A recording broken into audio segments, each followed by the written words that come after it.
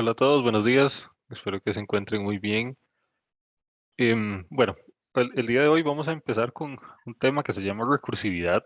Este digamos que es el tema más mm, complicado quizá de entender del curso.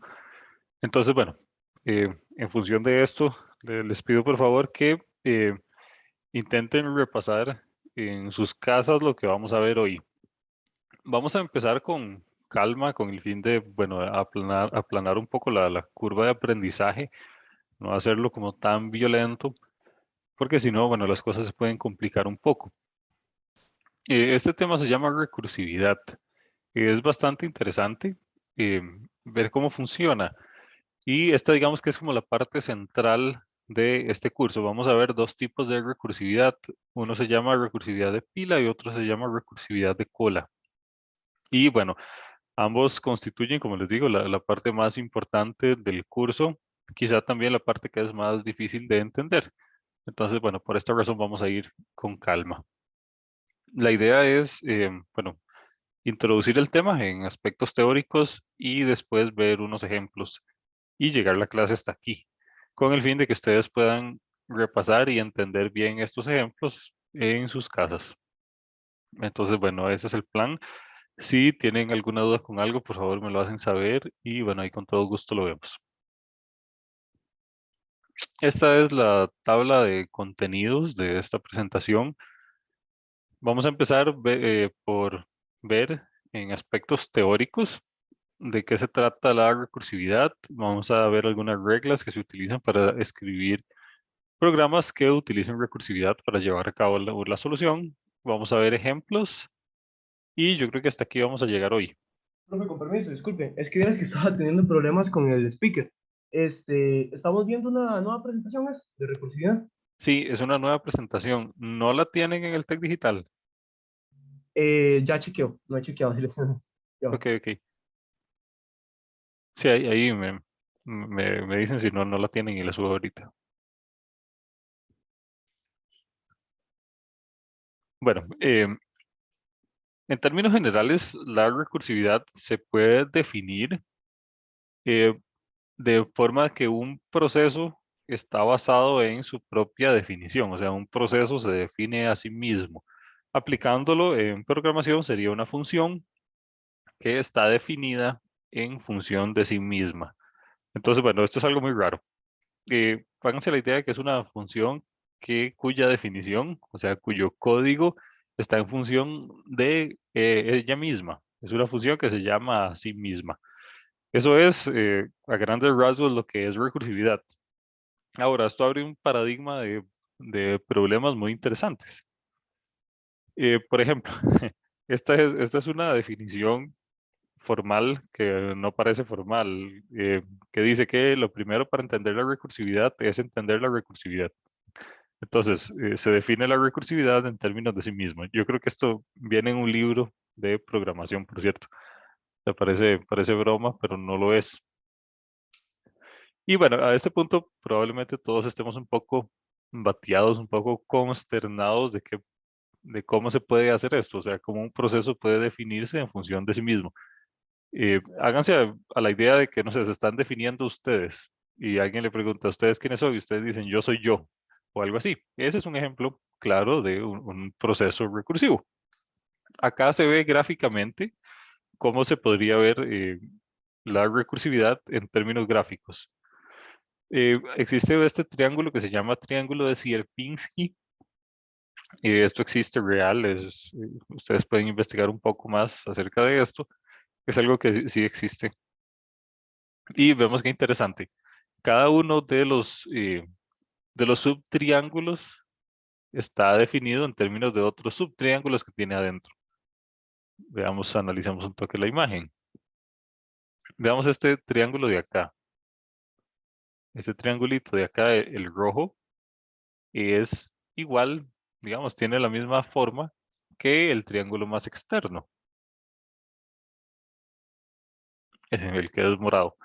Y si vemos de este triángulo rojo, eh, podemos ver que el triangulito amarillo también tiene la misma forma que el rojo y tiene la misma forma que el morado. Y acá puedo irme a un nivel más abajo. Vean que este triangulito de aquí, el de la pura esquina, tiene la misma forma que el triángulo amarillo, que el triángulo rojo y que el triángulo morado. Y finalmente, el punto central es este triangulito de aquí, el de la pura esquina. Entonces vemos que es un triángulo externo grande cuya construcción es triángulos igual que él, pero más pequeños. Esta es una manera gráfica de entender la recursividad.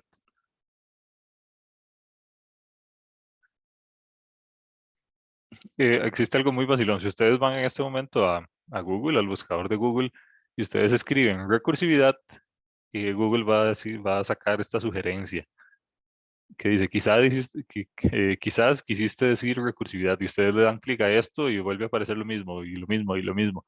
Entonces, es una manera muy extraña que tiene Google de definir la recursividad, en el cual está En otras definida en palabras, términos decimales. te está dando la respuesta. Sí, sí, sí. Y esto es un screenshot, o sea, esto yo lo tomé. Ustedes pueden ir en este momento a Google y pueden escribir recursividad y van a ver que esto pasa.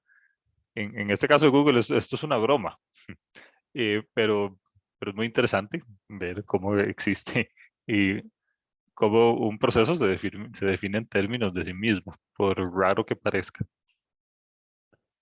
Entonces, bueno, a este punto, ¿alguien tiene alguna duda o algún comentario con algo?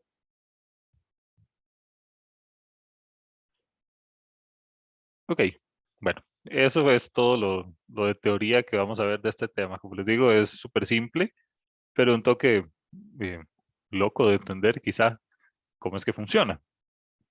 Vamos a ver una serie de ejercicios. Estos ejercicios ya son más complejos que los que hemos visto de aquí para atrás y se ven más o menos así. Esta es la definición del problema. Em, no, la definición del problema no. Esta es la definición de recursividad. Vemos qué interesante. Existe una función, esta función que se llama suma dígitos. Esta es la definición de una función como la hemos definido siempre. Y sabemos que esto es recursividad porque en el cuerpo de la función tenemos una llamada a la misma función. Vean que sum dígitos es igual a la función en cuestión que yo estoy definiendo. Entonces, esta es la manera en la cual nosotros podemos ver que esta es una función recursiva, es una función que se llama a sí misma. Y bueno, esto es en términos generales recursividad, es cuando definimos una función y esa función tiene una llamada a sí misma. Es una función recursiva. Ahora, en este caso no importa lo que sea que haga este código. De acá podemos extraer algunos elementos importantes que vamos a necesitar para continuar. Vean que eh, hay una flechita a algo que dice caso base.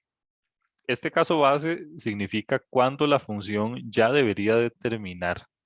Entonces preguntamos, si número es igual a 0, retorno 0. Si número no es igual a 0, es donde hago la llamada recursiva. El segundo caso se llama caso inductivo. Entonces, en el caso base es cuando ya todo termina, porque hay un retorno no de una llamada recursiva, sino que hay un retorno de 0. Hay un retorno de algo que hace que termine esa secuencia eh, de llamadas recursivas.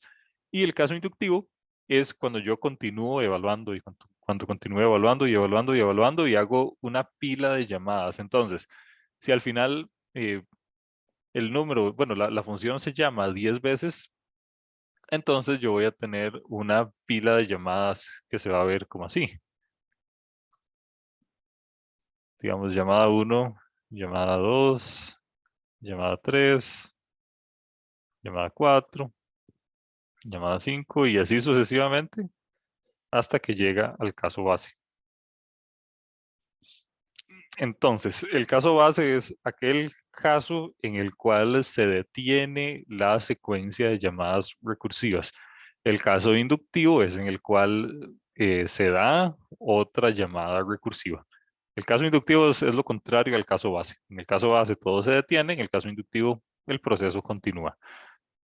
Y a grandes rasgos eso es lo que necesitamos saber para crear una función recursiva. tenemos que identificar cuál es el caso base, tenemos que identificar cuál es el caso inductivo.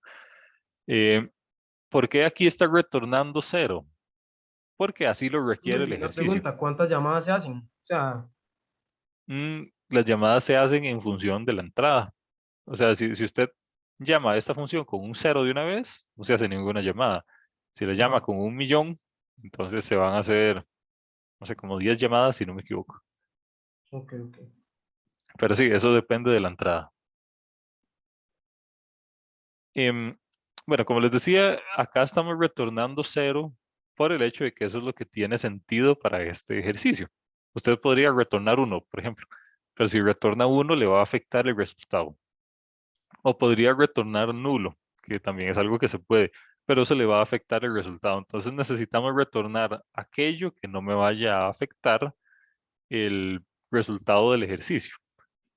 Eso va a tener un poco más de sentido cuando empecemos a ver ejemplos, pero no siempre se retorna 0, aunque es en la mayoría de casos más simples, siempre se retorna 0. Cuando veamos ejercicios, como les digo, esto va a quedar un poco más claro. ¿Alguna duda de este punto?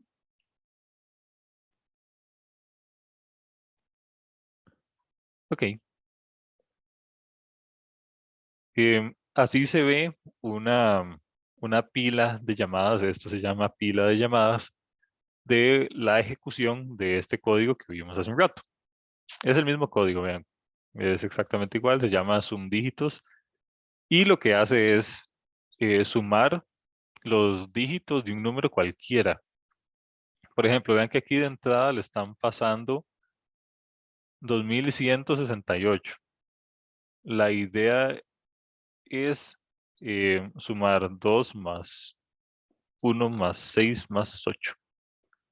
Esto es lo que hace este ejercicio. A uno le pasa un número entero cualquiera y él le suma cada uno de sus dígitos individualmente. Si ustedes suman esto, esto da 17. Esto es lo que hace el ejercicio. Ahora, bueno, veamos qué es lo que está pasando. Pero de hecho, en la práctica pasada había un ejercicio de eso, entonces se puede hacer con esto mismo. Sí, sí, sí, en la práctica pasada había un ejercicio de esto, pero en la práctica pasada se resolvía. em, bueno, decía que era exactamente 5 dígitos, ¿verdad? Sí, digamos, decía exacto. Ujú. Bueno, en este caso, este enfoque funciona para dígitos de cualquier tamaño. Entonces, es una manera genérica Es de más resolver el complejo. problema. Ajá. Ajá, es más complejo porque por el hecho de que es genérico. Em, ok, como les digo, esto de aquí abajo se llama pila de llamadas y es cómo se comporta las llamadas recursivas de la función. Entonces, entendamos un toque el código antes de pasar aquí a esta parte que dice prueba. Vamos a definir una función que se llama suma dígitos que recibe un número. Este número es un parámetro. Esto no es un input, es un parámetro que el usuario le da a la función como tal. Preguntamos, si número es igual a 0, retornamos 0. Esto es para evaluar el caso base. Y si no, vamos a retornar número módulo 10 más una llamada recursiva. Aquí vamos a hacer un poco vamos a recordar un poco lo que vimos anteriormente. Cuando yo tengo un número cualquiera, digamos que tengo 1, 2, 3, y le aplico módulo 10, ¿qué obtengo acá? El residuo. Ajá, obtiene el residuo, pero ¿cuál es el residuo de hacer esto?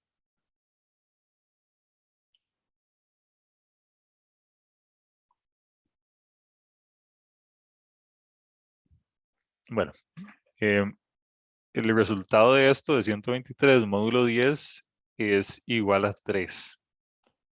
Si yo tengo un número X, digamos, voy a ponerle X, Y, Z, es mi número y a esto le aplico módulo 10, el resultado de esto va a ser Z. Entonces, vean qué interesante. Yo puedo utilizar el módulo para extraer cuál es el último dígito, cuál es el dígito menos significativo. Entonces, aquí extraje el 3. Aquí extraje el Z. Entonces, se utiliza módulo 10, eso sí, siempre tiene que ser 10, o sea, si ustedes lo hacen con módulo 2 o algo así, ya no funciona. pero se utiliza módulo 10 para extraer el dígito menos significativo del número en cuestión. Eso por ese lado. Después, de manera similar, yo puedo utilizar la división entera para quitar el dígito menos significativo. Por ejemplo, 123, bueno, 213, división entera 10, esto es igual a 21. Entonces, es una manera en la cual yo quito el dígito menos significativo. Entonces, en resumen, voy a apuntarlo acá. Profe, pero eso se puede hacer de otra manera, porque si usted hace, una pregunta sería, porque si usted hace el número y le aplica módulo 100, no te da los últimos dos. Sí, pero yo solo quiero sumarlos uno por uno, entonces por eso solo quiero extraer uno. Ah, ok, ok. Ujú.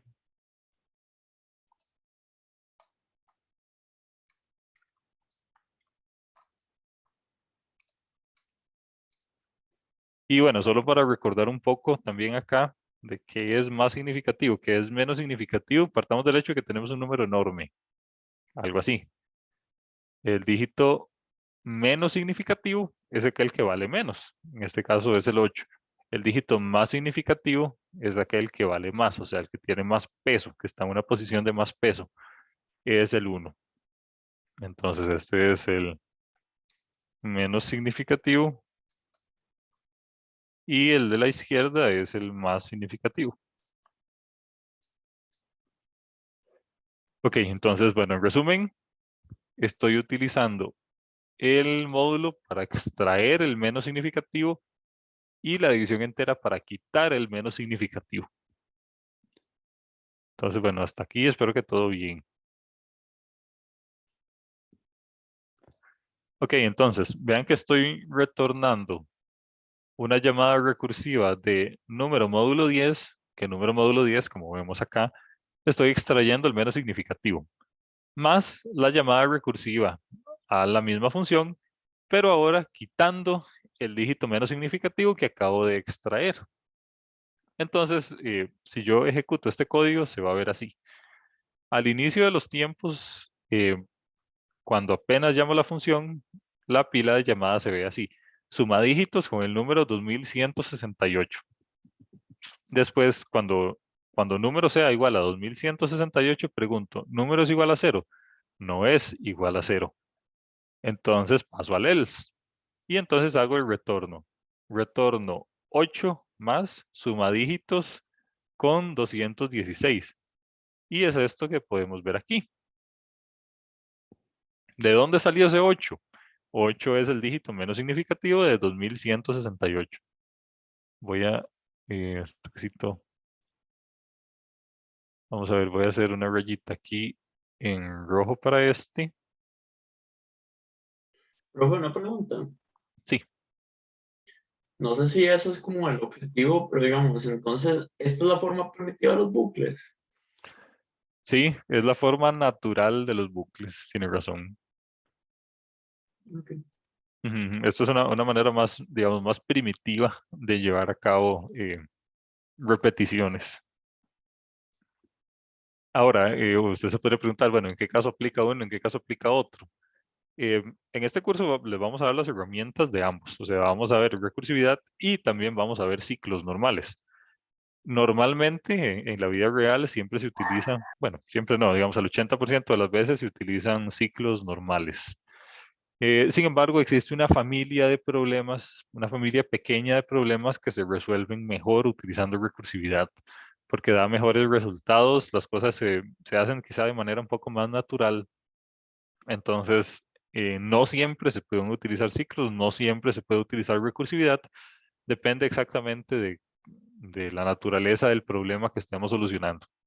Entonces, por eso es importante que tengan ambas herramientas en su conocimiento. Pero sí, de eso se trata. Bueno, esta parte roja corresponde a dónde salió el 8. Esta parte verde corresponde a la llamada recursiva. Vean que ya la llamada recursiva no la hacemos con 2168, sino que la hacemos con 216, o sea, quitamos el 8. Y aquí más bien extrajimos el 8. Entonces, bueno, ahora vamos a la llamada recursiva utilizando num igual a 216. Preguntamos, ¿número es igual a 0? No es igual a 0. Entonces nos vamos al else. y vuelvo a extraer nuevamente el dígito menos significativo. Por lo tanto, ahora ya tengo 8 más 6. Ya el 6 lo extraje y el 8 ya estaba en la pila de llamadas.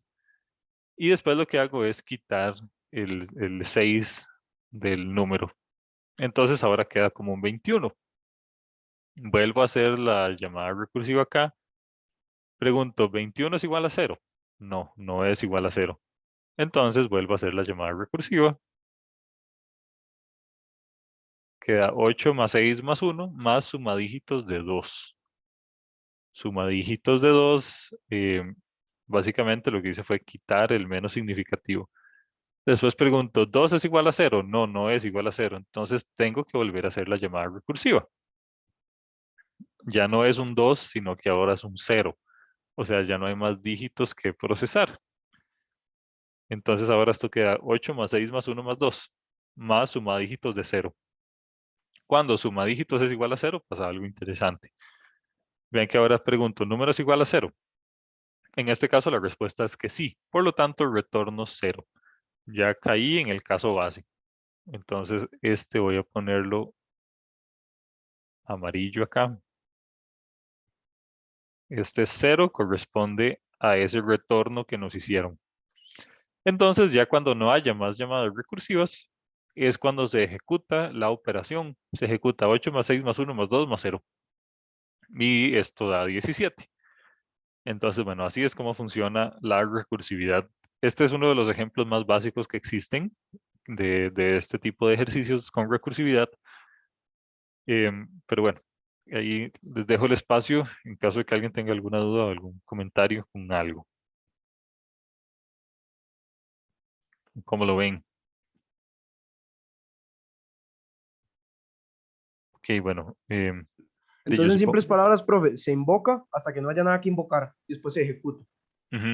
Vean que aquí sucede algo muy interesante. Vean que no realizo las operaciones de una vez, sino que simplemente dejo las operaciones planteadas y las resuelvo hasta el puro final.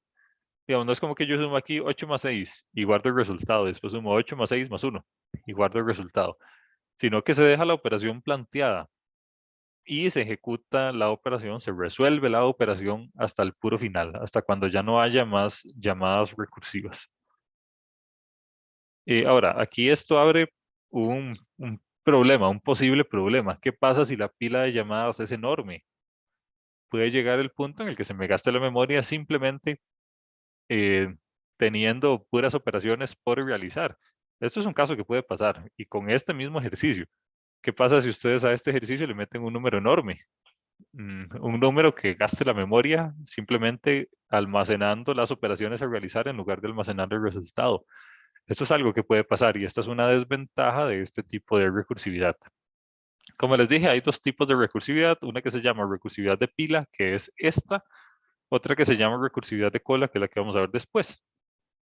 En recursividad de pila existe el posible problema de que la operación que queda planteada sea tan enorme de que se me gaste la memoria y algo raro pase.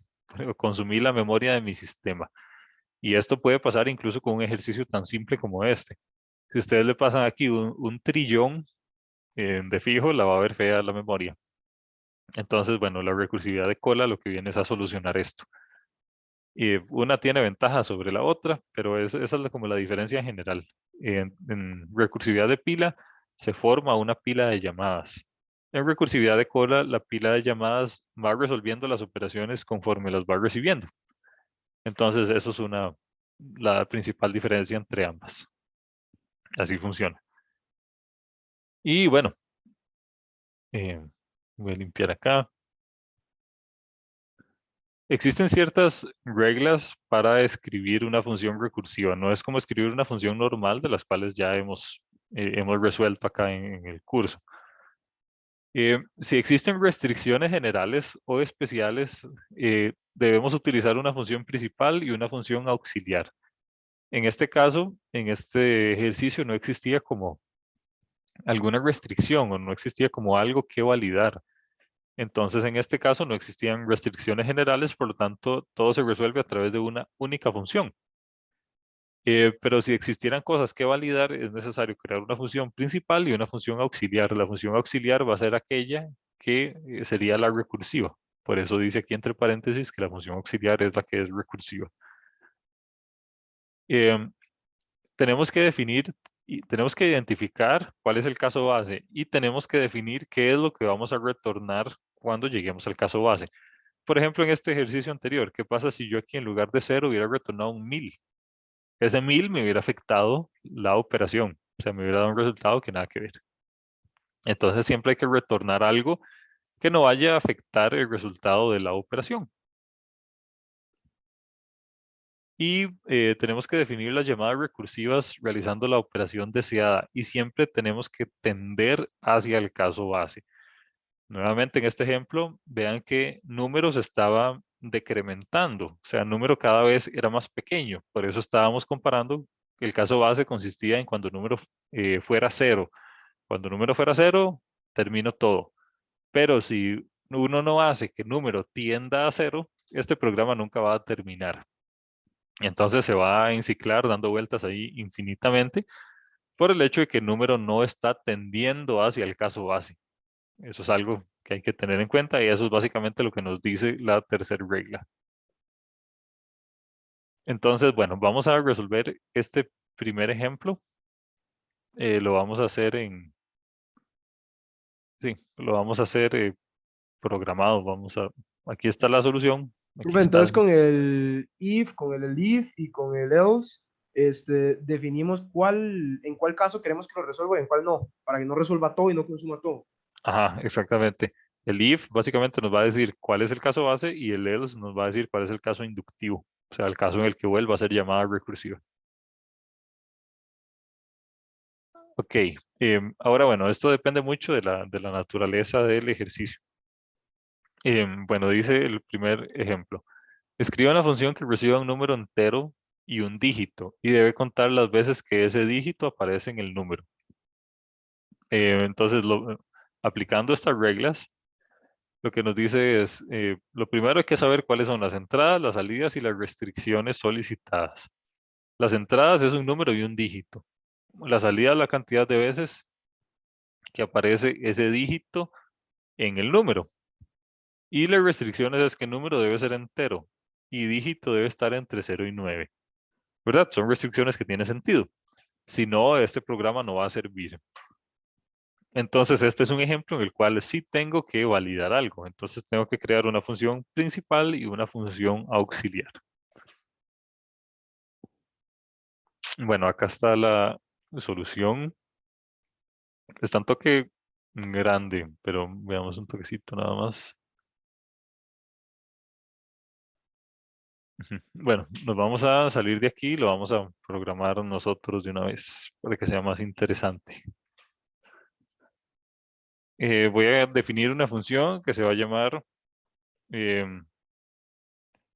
contador dígitos y esto recibe un número y recibe un dígito. Vamos a empezar haciendo las validaciones.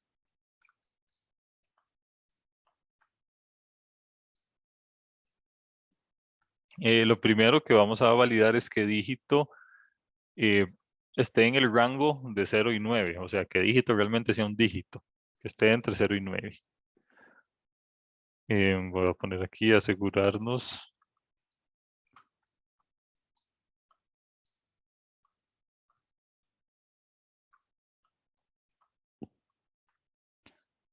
Para hacer esto, simplemente tengo que preguntar si dígito está en este rango de 0 a 9. Si esto se cumple, todo bien. Pero lo vamos a hacer aquí con lógica negativa. Entonces, básicamente estamos preguntando. Estamos preguntando si dígito no está en este rango, significa que el dígito está fuera del rango, ¿verdad? Entonces, si esto se cumple, vamos a retornar. Vamos a ver qué están retornando acá. Ujú. Vamos a retornar un error así en texto. Retornamos error. Y antes de esto se me olvidó validar que ambos números fueran enteros.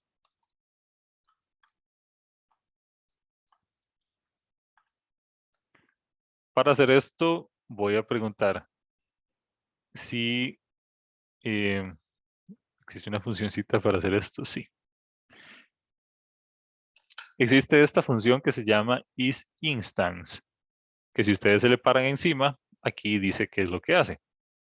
Dice, retorna si un objeto es una instancia de una clase. Básicamente, entonces, bueno, yo puedo hacer algo como esto. Profe, con permiso. ¿No hay Sí, como algún lugar en esta aplicación en el que podamos ver todas esas funciones y ese tipo de cosas? no, es que son demasiadas. Para eso habría que consultar la documentación de Python en línea. Pueden Y es poner como, demasiado. sí, son un montón. Pueden poner como Python Official Documentation o algo así en Google y ahí debería de salir cuáles son todas las posibles opciones soportadas. Pero sí, esa lista está en algún lado, solo que no está en este programita porque, bueno, no es, de eso no se trata. Pero sí existe. Y si están en Internet, en los documentos oficiales del lenguaje. Ok, déjenme nada más para confirmar que lo estoy haciendo bien. Sí. Esto es básicamente para preguntar si número es una instancia de entero. O sea, si número es un entero. Esto es una manera particular de Python en la cual yo evalúo si una variable es un entero o no.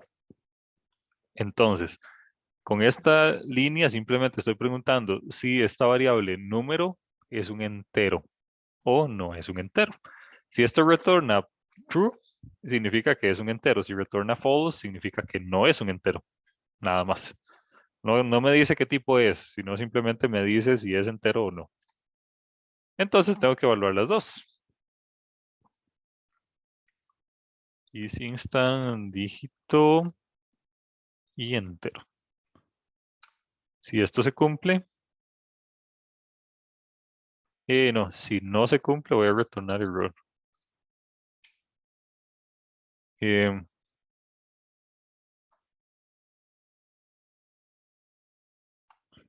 Estoy utilizando lógica inversa, digamos. Estoy preguntando si isInstance, bueno, hagámoslo diferente, mejor para que quede más claro.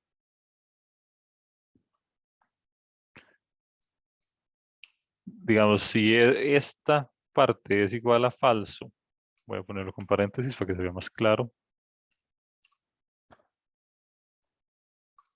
O esta parte es igual a falso, significa que los números deben ser enteros. Voy a poner acá.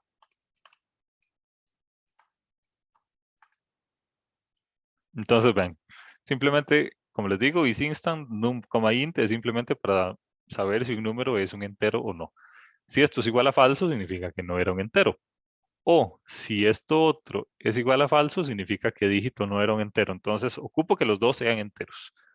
Entonces, por eso, si esta condición se da, debo retornar un error que diga que los números deben ser enteros. Ahora, ¿qué más podemos validar acá? Que ya validamos que fueran enteros, que dígito estuviera en ese rango. Y no, yo creo que nada más.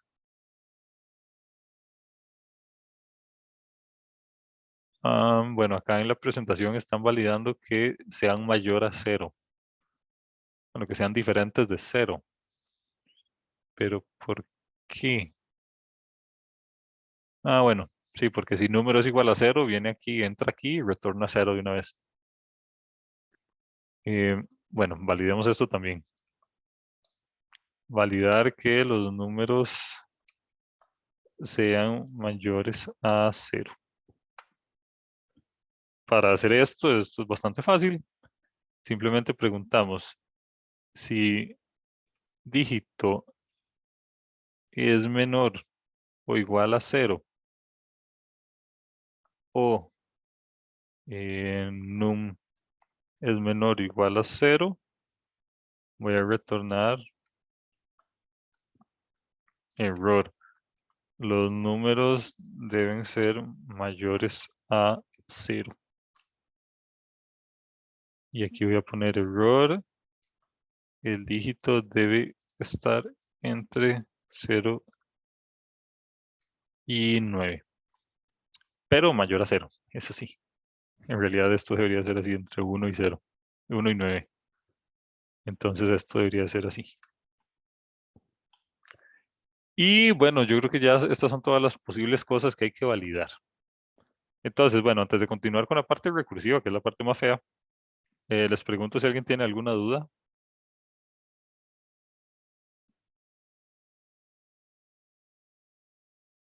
Ok. Estamos entonces. Ahora, bueno, esto fueron simplemente puras validaciones. Voy a hacerle un toque diferente para que se note dónde está una cosa y dónde está la otra.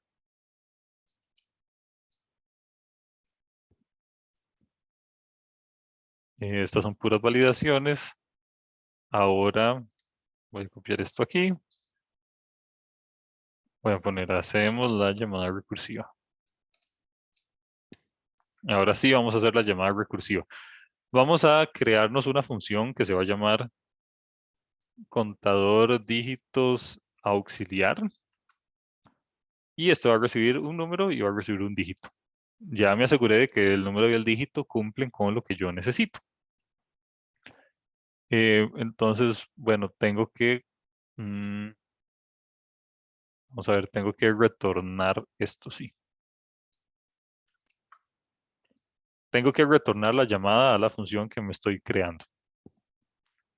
Ahora, me tengo que crear mi funcioncita. Vamos a ver, aquí la están creando abajo. Sí, abajo. Entonces me voy a crear mi función contador dígitos AUX aquí. Esto recibe un número y recibe un dígito. Así tal cual. Esta es la función que es recursiva, recordemos. Entonces, lo primero que tengo que hacer es identificar el caso base. Vamos un toque al enunciado y nos dice, escribe una función que recibe un número entero y un dígito y debe contar las veces que ese dígito aparece en el número. Entonces, básicamente, el caso base va a ser cuando un número sea igual a 0. O sea, cuando ya terminé de evaluar todo el número en cuestión. Entonces, simplemente pregunto, voy a poner aquí caso base. Simplemente pregunto si número es igual a 0. Si esto se cumple, entonces retorno 0. ¿Por qué 0? Porque lo que voy a hacer es una cuenta, voy a hacer una suma. Y el 0 es el caso negativo. Bueno, el caso que no le afecta a la suma. Uno puede sumar muchos ceros y siempre va a seguir Profe, siendo pero una 0. pregunta, al usted haber puesto como condicional de que no puede ser menor o igual a 0, esta parte no sería como innecesaria.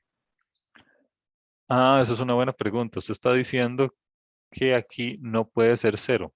Ajá, entonces Es ya esto, nos está habría bien. retornado error y ya se hubiese cancelado todo. Ujú, pero hay un detalle acá. Eh, nosotros, digamos que el número sea igual a 1000. Nosotros vamos a hacer que ese 1000 cada vez tienda hacia 0. Entonces, en algún punto el número va a llegar a ser 0. No, no porque originalmente lo fue, sino porque nosotros lo descompusimos de tal manera que ya ahora va a ser 0. Ok, porque el número entero contiene el 0, sería. Sí, más o menos. Ahorita, cuando el ejercicio esté un poco más armado, yo creo que ya va a tener un poco más de sentido. Bueno, ahora si esto no se cumple, vamos a extraer el dígito. ¿Cómo extraigo un dígito? Utilizando número módulo 10. Entonces pregunto, si número módulo 10 es igual a dígito, voy a retornar 1 más la llamada recursiva con número, división entera 10 y dígito así tal cual. Y si no, voy a retornar, voy a poner que retorne 0 para que quede más explícito que simplemente no estamos contando nada. Pero este 0, o sea, lo podemos quitar y no va a pasar nada. Entonces, vean qué interesante. Lo que el compañero preguntaba es por qué estamos preguntando acá si número es igual a 0 si ya nosotros nos aseguramos de que el número fuera diferente de 0. Una cosa es las validaciones iniciales y otra cosa es el proceso de la función recursiva. Si nosotros recibimos, digamos, 123 como número de entrada, no vamos a caer acá, no vamos a caer en esta condición, sino que vamos a recibir acá un 123. Pero conforme lo vamos descomponiendo, ese 123 ya no va a ser un 123, sino que después va a ser un 12, después va a ser un 1 y después va a ser un 0. Entonces, cuando eso se cumpla es cuando vamos a caer aquí al caso base. O sea, el número no era 0 inicialmente, pero yo lo descompuse de tal manera de que ya ahora parece 0. Me encargué de descomponerlo para que ahora sí sea un 0. O sea, yo hice que tendiera a 0. Por eso es que este es mi caso base.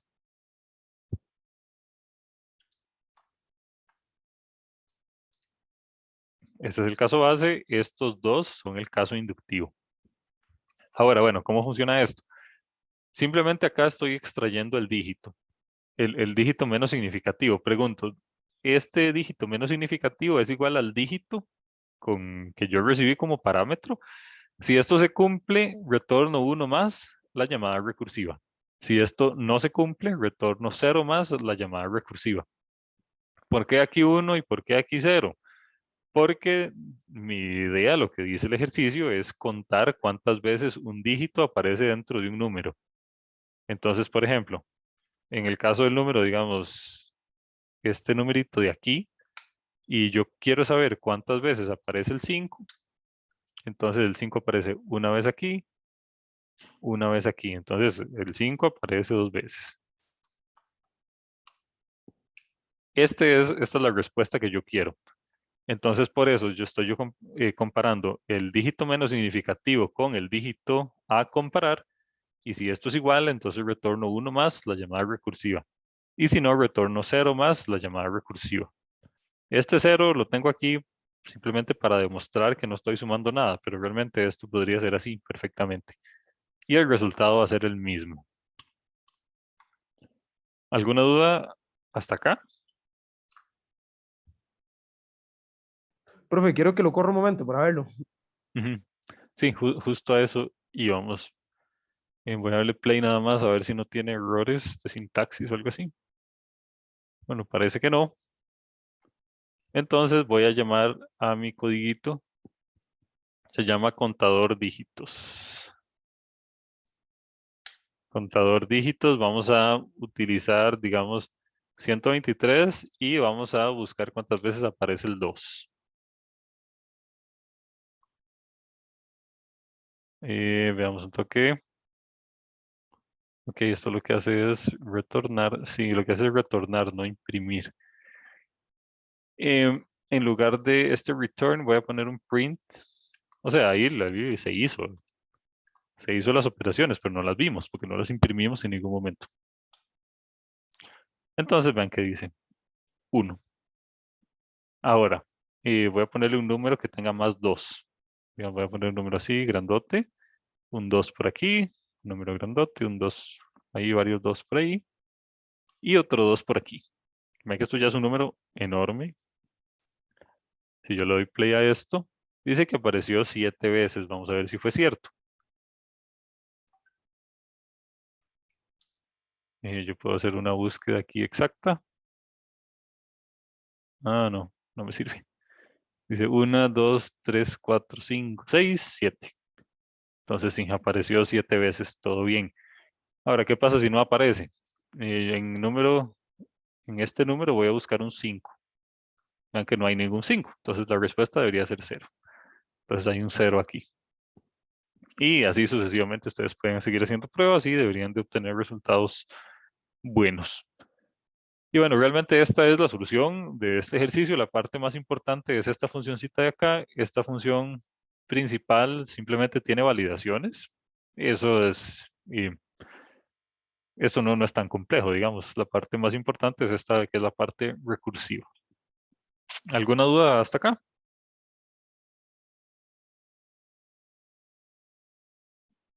Ok. Bueno, entonces vamos a dejar la clase hasta acá. Simplemente vamos a ver este par de ejercicios que vimos como les digo, con el fin de no, no incrementar mucho la curva de Profe, aprendizaje. ¿qué era lo que nos dijo que le recordáramos avisarnos? Ah, sí, cierto. Sí, ese es un buen punto. De un toque. Ese es un buen punto. Fue esto que yo les dije acá. Bueno, resulta que, bueno, antes de continuar con esto, simplemente quedemos en que ustedes se encargan de entender estos dos ejemplos que vimos hoy, este de sumadígitos y este otro, el ejemplo 1. Háganlos ustedes en su casa y si tienen dudas o algo, ahí me pueden contactar. Esto con el fin de que la próxima semana ya la parte más básica de este tema esté lista, porque vamos a hacer ejemplos y esos ejemplos van a ser un poco más complejos, digamos. Entonces, encárguense a conciencia de, eh, por favor, entender bien esto. Por eso es que lo estamos haciendo así, suavecito. Y bueno, esto ya es todo con esta parte. Ahora, quería enseñarles algo. Programa del curso, bueno, no. Aquí está. Ingeniería en computadores. Esto es lo que ocupo.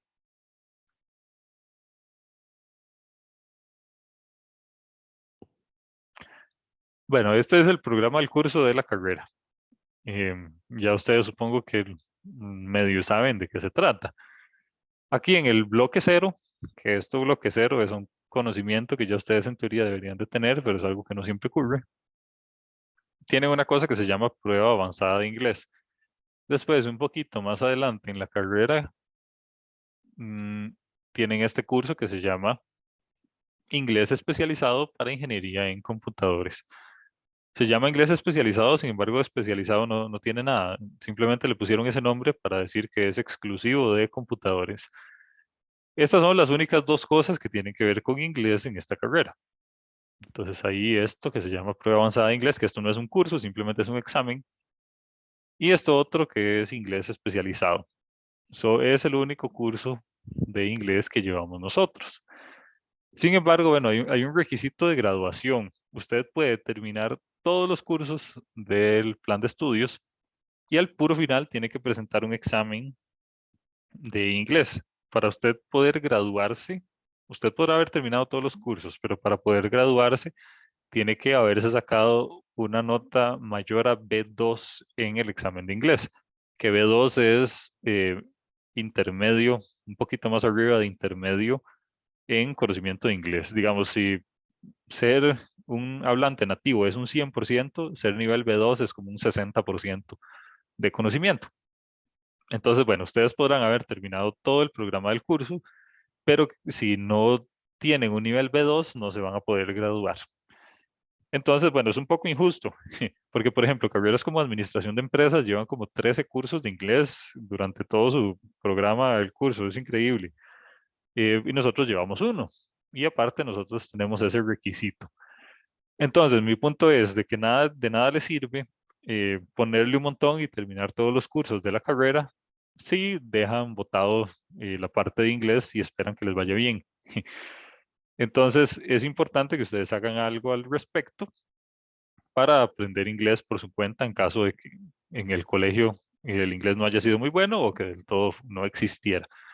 Y aquí viene gente de todos los colegios, de todas las modalidades, entonces unos quizás sí les fue bien con eso, otros quizá no. Para los que no, no es como de sentarse y ponerse a llorar, sino hay que hacer algo al respecto. Resulta que el TEC tiene este programa que se llama Inglés de CONARE o Programa de Fortalecimiento de Inglés CONARE TEC, es el nombre oficial. Este es un programilla que es un programa de inglés gratuito para estudiantes del TEC, en el cual ustedes pueden empezar de cero y de ahí llegar hasta nivel bastante avanzado. En mi tiempo, este programa eran 15 bimestres, si no me equivoco. Eran 15 bimestres, de los cuales, bueno, como les digo, es gratis. Son bimestres, entonces usted avanza de nivel cada 2 meses. En términos generales no era muy exigente. El único detalle es que había que dedicarle como 4 horas por semana. Eso sería la única parte más complicada. 4 horas es un curso como este, por ejemplo. Entonces, bueno, 4 horas de clases o extra, bro. no, 4 horas de No. clase. Digamos, 4 Ok. horas de clase y, no sé, media hora extra por semana o algo así. Pero lo que quiero decir es que hay que dedicarle como medio día. Y eso ya es bastante. Entonces, bueno, por ahí vi esta noticia en Facebook, creo que la vi, donde vi que hay cupos abiertos. Entonces, bueno, me acordé de que con ustedes no les he comentado esto. Y es importante que ustedes vayan pensando en esto desde ya, desde ahorita que es su primer semestre, porque si lo dejan para después, puede que no les dé tiempo. Y puede que Profe, yo tengo tengan, una pregunta. sí, Es que, digamos, yo vengo de un cole bilingüe ujú, y yo tuve que hacer TOEFL. No sé si sabe qué es. Me sí, imagino que sí, sí. Yo hice TOEFL y ya yo obtuve mi nota.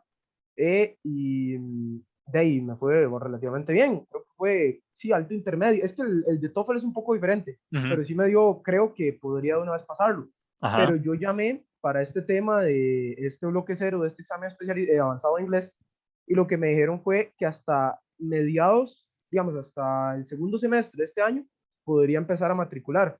Y yo les dije, ok, pero les puedo entregar el examen de TOEFL como prueba, porque es mundialmente. A ujú. una teoría yo este trabajo podría buscar y me dijeron que no, porque a pesar de que es un examen ya validado, no tiene créditos universitarios. Entonces yo le quería preguntar si yo en un futuro puedo hacer TOEFL y entregarlo como esa parte de requisito de graduación o no. Bueno, en mi tiempo no se podía, digamos, yo recuerdo que mis compañeros que venían de colegios bilingües lo que hacían era hacer el examen de ubicación de CONARE y siempre quedaban en el nivel más alto, o sea, quedaban en Ajá. nivel, no sé, 14, 15. Entonces Sí, porque ellos, este examen me dijeron que es como oral, como que usted se sienta a charlar con un muchacho. ajá, sí, algo así es. Eh, entonces, bueno, a ellos hacían el examen de ubicación de inglés para ver en qué nivel los ponían. Normalmente quedaban en, no sé, en los 3 niveles más superiores. Lo que hacían era llevar el bimestre del nivel superior, digamos que hayan quedado en el último, llevaban ese bimestre y ya. Y ya después de eso hacían el examen de certificación para la graduación. Este examen para la graduación, eh, en mi tiempo no se permitía TOEFL o TOEIC o esos, sino que tenía que ser ese que el TEC hace. Ahora es lo mismo, solo que es que el TEC lo hace, el TEC se autocertifica a sí mismo, digamos. Es un poco quizá raro, porque no aceptan TOEFL y TOEIC y eso. Para mí no tiene sentido, pero bueno, así es. Entonces, sí, de nada le sirve en este caso. Tiene que hacer el examen de ubicación de nivel y ahí probablemente lo van a poner en el nivel superior. Tiene que llevar ese nivel, son 2 meses nada más, tiene que llevarlo a aprobarlo y ya después puede hacer el examencito para la graduación.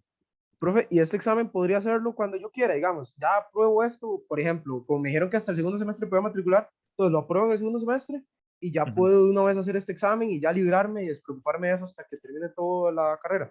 O Eh, tiene que ser hasta que termine todas las materias. no, en mi tiempo eso tenía 2 años de validez. Entonces, usted tiene que ir pensando en esto como 2 años antes de graduarse. Sí, de hecho, TOEFL son 3 años, entonces, Ujú. sí. Sí, se vence la certificación. Usted puede hacerlo, pero ahí se le va a vencer.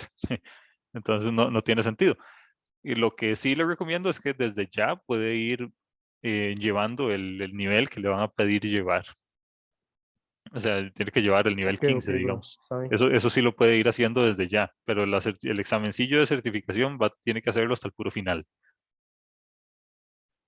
Y bueno, entonces en caso de que acá haya alguien que del todo considere que no sepa nada de inglés, les recomiendo ir empezando desde ya, porque como les digo, son como 12 o 15 niveles y son bimestres, puede que algún bimestre no pueda matricular o por choque de horario o algo así, entonces es importante ir avanzando en esto desde ya que están al inicio.